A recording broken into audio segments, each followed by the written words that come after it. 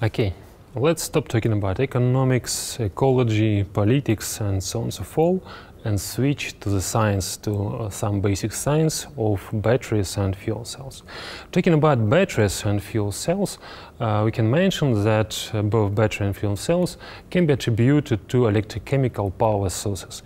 Electrochemical power sources mean that the energy, chemically stored energy, is transferred into electrical one without intermediate phase of heating.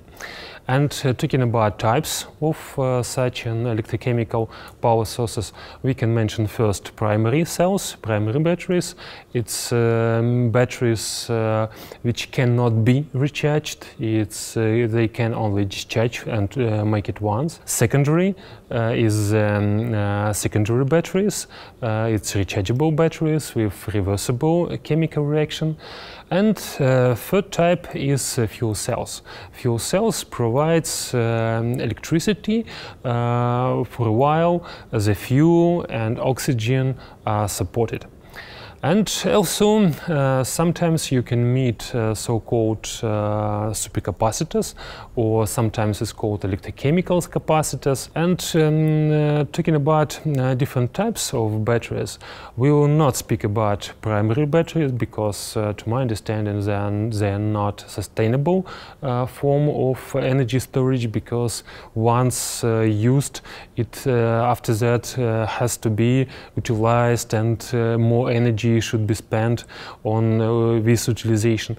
And conventional secondary batteries or rechargeable batteries, fuel cells and supercapacitors are more sustainable form of energy storage. Speaking about batteries, we have to understand first how batteries are made of, what they consist of.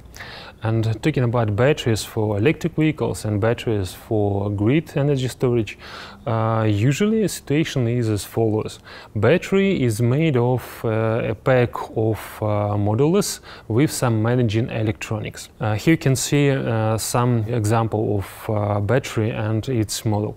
What is a model made of? Model is made of cells connected series or parallel in order to obtain the required voltage, and the cell is the key and the most important part of any battery.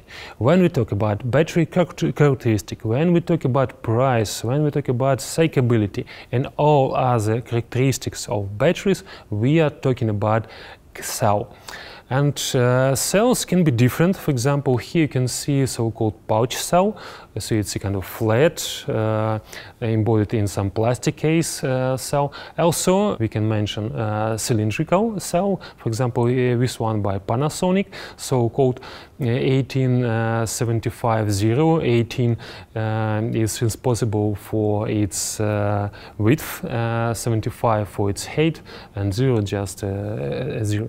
And also prismatic cell. So three main types of cells is cylindrical, prismatic, and pouch cell. So such a composition, battery, model, and cell can be found not only in batteries for electric vehicles, but also for grid storage, as I have mentioned. For example, here you can see the huge 120 megawatt-hour storage, and instead of battery we have a kind of 24 containers, keeping about 20,000 modules, but 400,000 cells, individual cells. So the same cell, module, battery is the same for electric vehicles and for grid storage.